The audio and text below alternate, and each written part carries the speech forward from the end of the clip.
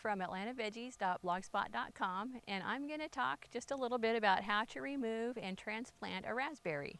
I have here a black jewel raspberry that has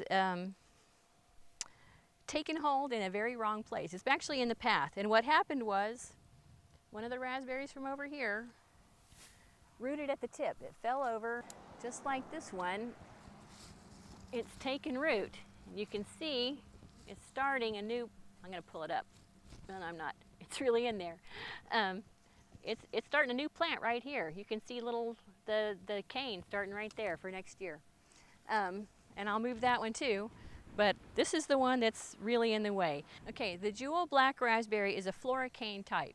So it's going to fruit on old wood. So if I left these canes here, these are new that just came up this year.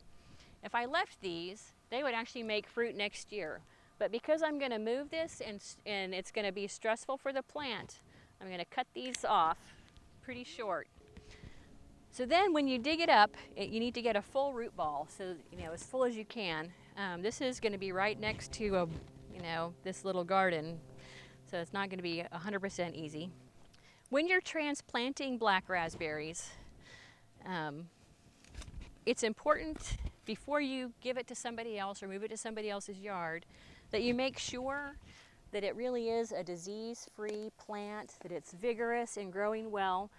Because I want to make sure that this is a good plant before I give it to anybody else, or make sure, or even put it somewhere else in my own yard, I'm going to put it in a pot for this next year for it to grow. So I've already started some potting mix in here, and the brand of potting mix really is not that important. It is important that it's winter and that a lot of the nutrients had already gone down into the roots, so hopefully the roots that are here will be good. But I need to add a little more potting mix. So it just needs now to be watered and kept moist through the winter so it doesn't dry out completely, because drying out is just as bad in cold weather as it is in hot weather. It's not that hard to do. It takes some work, obviously a little more planning ahead, and make sure you have a little more dirt in the pot to start with than I had. But removing and transplanting a raspberry is something that's totally doable, and hopefully this one will be healthy and productive, and someone else will also have wonderful black raspberries, because there's really nothing like black raspberries.